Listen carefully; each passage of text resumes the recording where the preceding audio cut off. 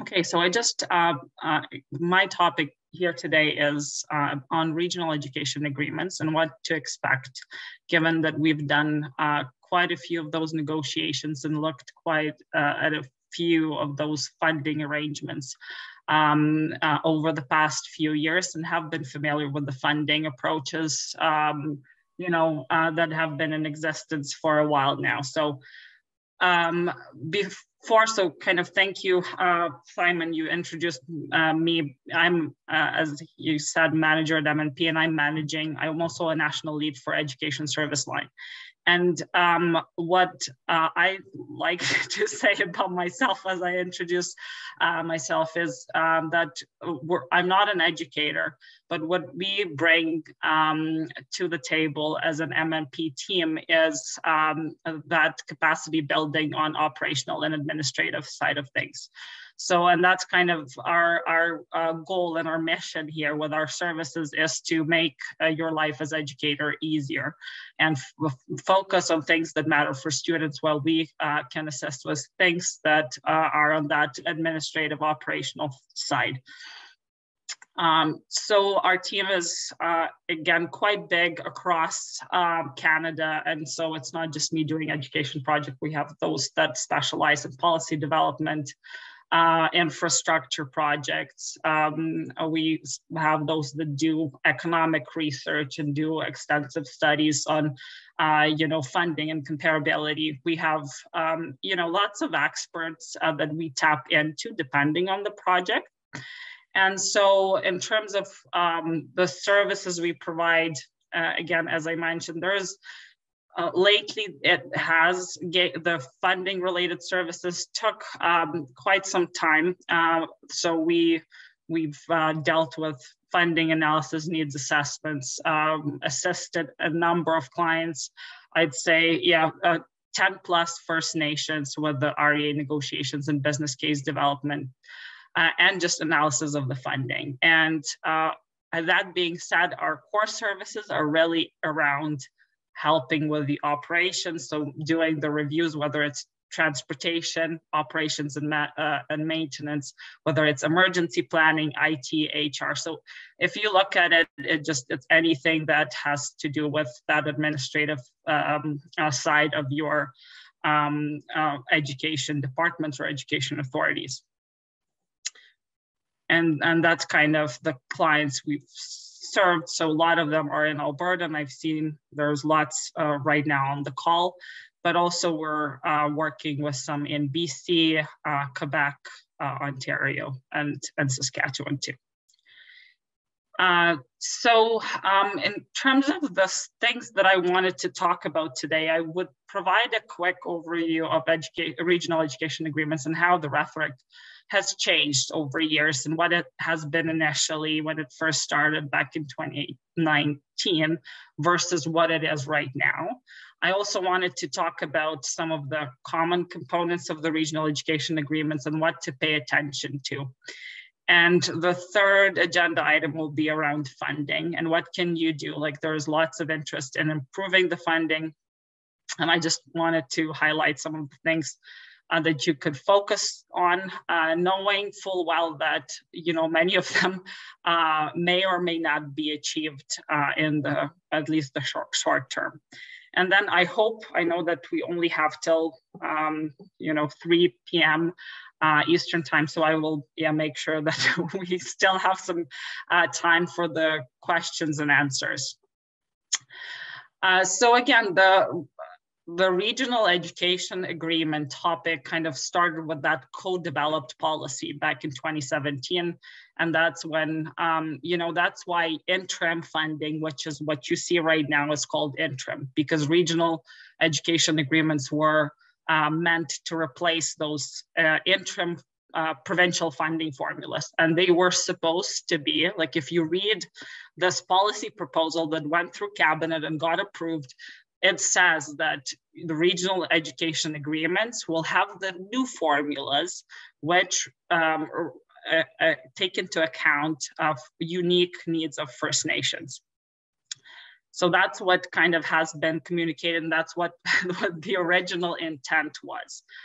Now, the current reality is different. The more we are kind of in this process, the more we see that, you know, Indigenous Services Canada is talking about regional education agreement as an administrative tool that is there to really clarify the roles and responsibilities and the governance piece, as opposed to talk about funding your needs better, or meeting or catching up in terms of educational outcomes. So again, it's more about the way they portray it right now, and truly that's what it is right now. It's more about figuring out who is doing what, and figuring out who is managing the education. Is it chief and council, or is it an independent authority, as opposed to you know, developing a unique funding model. So in terms of the key changes that we've seen since we got involved, and we kind of got involved right at the beginning. So no matter, like, we work with First Nations that have regional education agreements in place already. And so for them, the starting point is still that same regional funding model, which is provincial comparability model that you've seen in your schools as well. So it's nothing like too different or too unique. So it's, even though it's called like that, regional funding model is more or less permanent, there are things that are getting added by Indigenous Services Canada year to year. And those things are, you've seen maybe the before and after school program funding, the student support services funding, and those components are added provincially. So they're not added for First Nations that have the REA in place. So again, and some of that, I think the original thinking, and they did have, like, Indigenous Services Canada did have that money set aside initially for those enhancements of funding that to meet the unique needs of First Nations. That being said, that money disappeared because they didn't kind of take into account the fact that the funding protection it will be a really big component, especially for block-funded nations, and you kind of have to maintain it moving forward. And also the age changes, so extending that eligibility threshold to 21 has increased the enrollment, and so did the addition of K4 and K5s. So again, the long story short, we haven't seen much in terms of like real change for funding, and that's because there's just not much money left at the table. And then what a kind of a negative thing that we've seen also is that first regional education agreements that have been negotiated included that funding stabilization clause, which kind of makes sure that your funding moving forward won't get reduced by more than 1.5% year over year. So again, first, the clients that got those agreements negotiated early on had that. Now it is something that, again, we argue for. That being said, ISK is kind of still contemplating. They're hoping to reintroduce it like this year, but we don't know what the outcome of that is going to be. And so that, like, when they talk about sustainable and stable funding, they really, like, yeah, it's primarily and through that lens of having education authority separate from chief and council and governed separately from chief and council.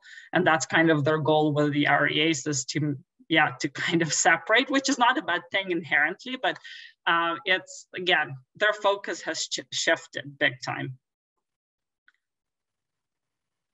And so in terms of just like looking at, okay, who wants to negotiate this, knowing all of this background, or where it could be beneficial. So block funded nations, they like this current approach, and some of the clients that we work with that are block funded and have been, they've seen a decrease since transformation. Most have seen this being beneficial to them that switched to the provincial funding formula, but not many of our block funded clients. In fact, some will be losing huge amount of money.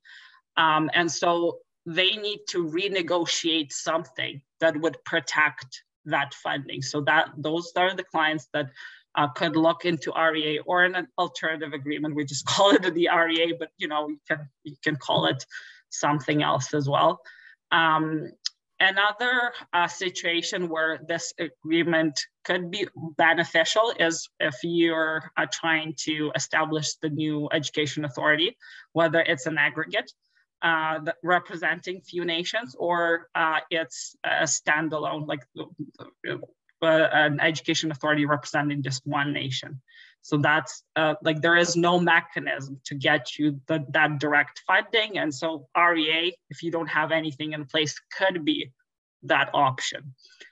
And so also the nations that are clearly outside of the provincial comparability, and I'm thinking of those that are isolated, that have like very unique conditions that are clearly outside of the provincial comparability. Again, through ISCLEDs, I know that all of you are unique and that the needs are unique. That being said, the way they look at it is very different from what we have in mind or what you have in mind. And so also knowing that stabilization clause may be back in, or you can at least try to negotiate it. There is the benefit for the nations that are smaller and experience lots of fluctuations in their enrollment. So that's something that could be considered. If you can at least get your funding protected, consider the REA.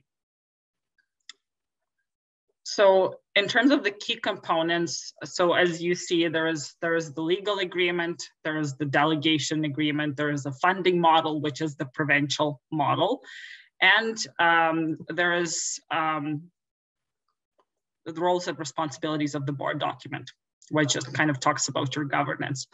So the delegation agreement only applies if there is, again, new legal entity being established and the roles and responsibilities are being delegated from chief and council to that entity. So not everybody needs the delegation agreement. And same with roles and responsibility of the board. If the nation still wants to be governed the same way, and chief and like education really is just a department within the band administration, like you only need the first agreement. And your agreement will be very different because you don't need things that are duplicated in your contribution agreement already. So your agreement will be more like an MOU than an agreement, really, because it won't have like the default section. It won't have the financial reporting audit section. So it will be, like kind of very high level and kind of just more of an MOU format than anything. So in terms of the structure of the REA, so here's kind of the outline, and that's what the most recent template provided by ISC. So kind of, the big important pieces is the non-derogation, which I think is very important given that, it kind of spells out the fact that whatever's in the agreement should not contradict what's in the treaties. And so having that is important, but also like commitments of First Nations in Canada is very important. Joint responsibilities, the funding piece, and the expansion of the funding model. Those are the pieces that are non-standard and kind of have to be looked at carefully. And so what to look for in your legal agreement. So again, before you go into negotiation, think about your governance. The REA, you have to know, like if it's the education authority style REA, or you would like to just proceed with, chief and council being the body signing the agreement and managing education moving forward.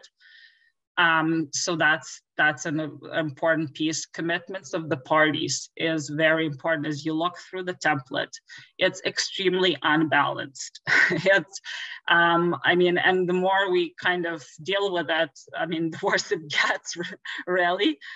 So it's right now, it has about 19, 20 clauses about what First Nation needs to do, and only 3 or 4 things about ISK responsibilities. And the First Nations responsibilities are super detailed, all encompassing. It's, from providing the quality services that are on par with provincial school boards, to providing quality transportation, to negotiate a ESA. So it kind of documents everything that ISK wants you to do. And I'm not saying that those are bad things, but it just like the way the agreement is built, it is very one-sided. So again, so you like, and then on ISK side, it's very kind of, yeah, we agree to provide you with the funding that's exactly like the formula. And there will be future discussions, which no one is committed to. So again, look carefully, like this, what they provide as a template. So it's not like it can't be changed, it can, but just be very careful dealing with those templates. So in terms of kind of accountabilities by ISK and how to mitigate this. So again, there's some language that is there in every government agreement. So it's all subject to approval or appropriation by the Parliament. So any funding is subject to approval by the Parliament. Or there is just some things that you can't change because government won't sign if those are removed. That being said, you can put in place the language that makes it like more of a fair deal for you. And it's from outline dispute resolution process and how you're going to mitigate what if you don't come to consensus on those additional funding asks. It also needs to have some structure around negotiations, because right now with most of the templates, it really is loosey-goosey saying that,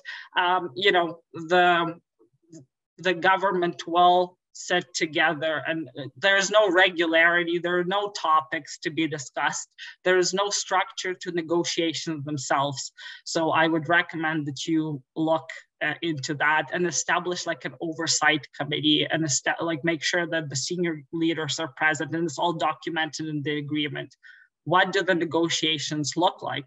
So if you're signing something that doesn't have the extra funding, at least you have a process and a good structure to get to that, or at least like have meaningful discussions, as opposed to Indigenous Services Canada sending some, lower level technicians to the table.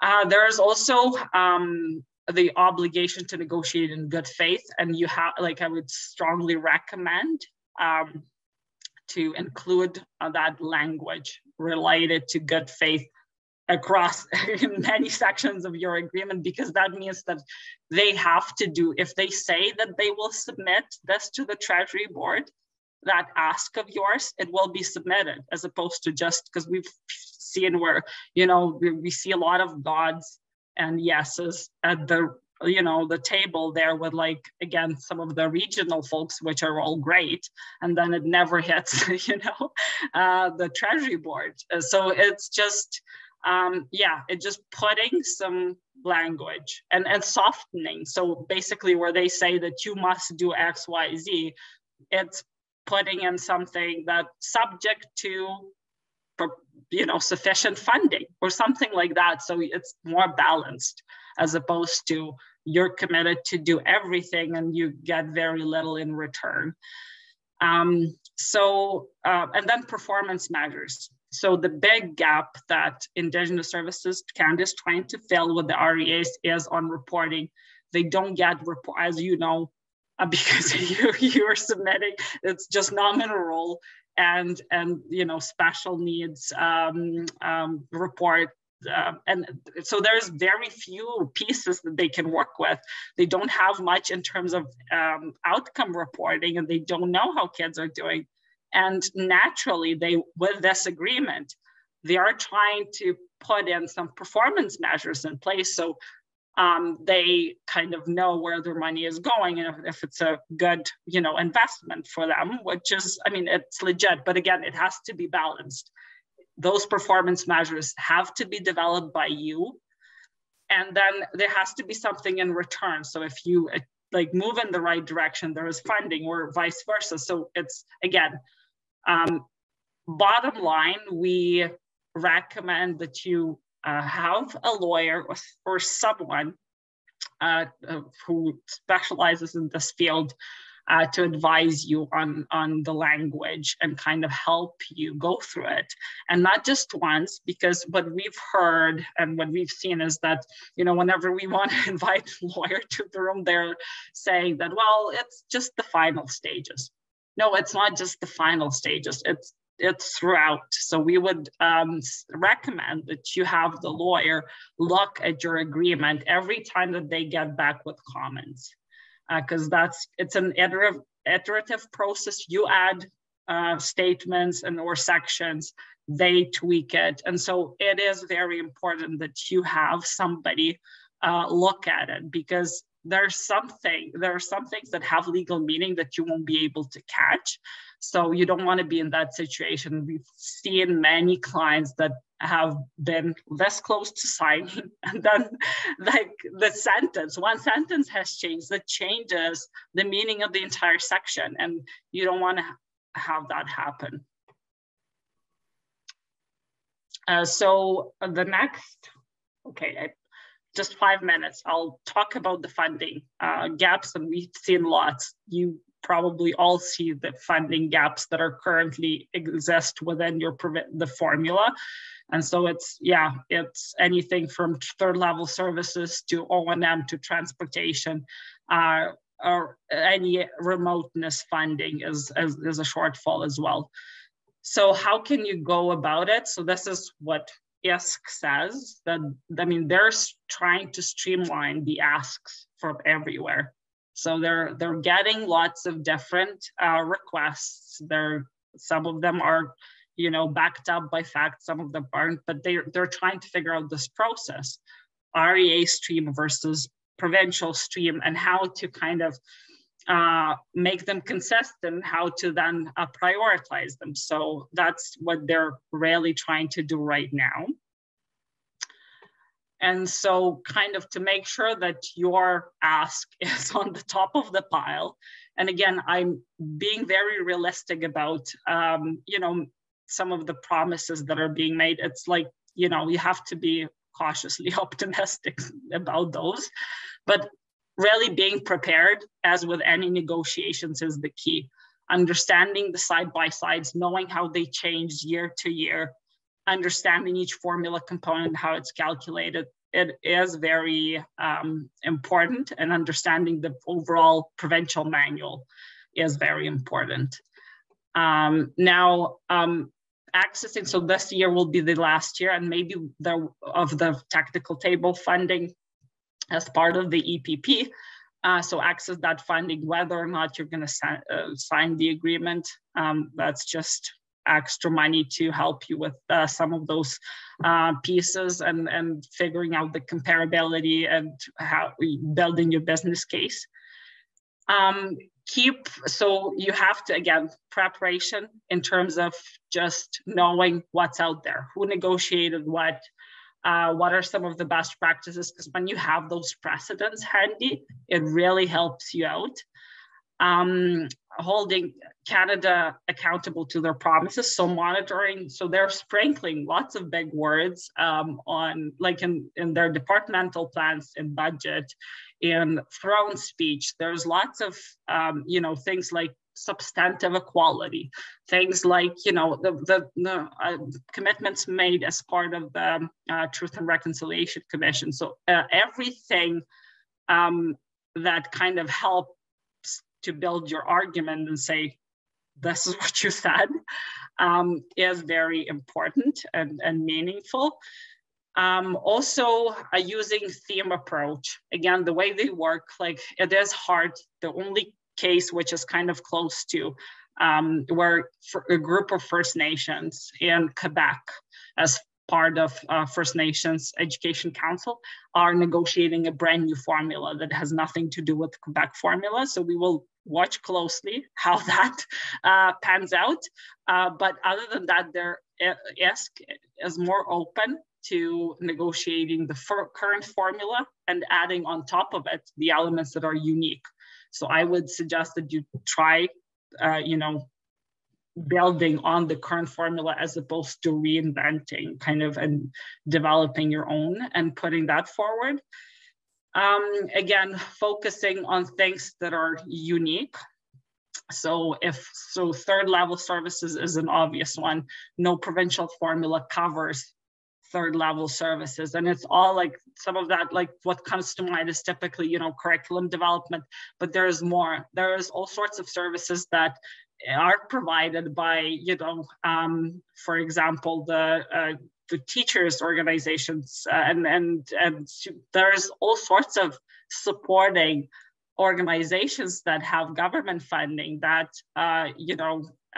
provide services to teachers, superintendents. So you have to kind of capture and price that out. That's just an example. And then work with other First Nations. It's important to, the more consistent you are in your asks, the better. It really is tough for them to prioritize if there's no consistency in this, seems like it's out of nowhere. So if transportation is a key issue and First Nations connect with each other, and these forums help for First Nations to connect with each other. Advocating provincially or regionally is indeed more helpful than going one kind of by one.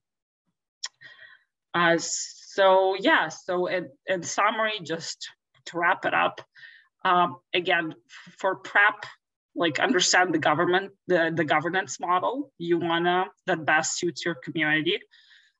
Develop your vision and goals, what the performance measures that relate to those goals, as opposed to having ESC kind of build those performance measures for you. And then identify the enhancements to meet the specific needs and develop the business case, kind of a justified business case that looks at provincial comparability, provides qualitative and quantitative analysis to back up your request. That is very important, and have a lawyer working side by side with you on the education agreement itself.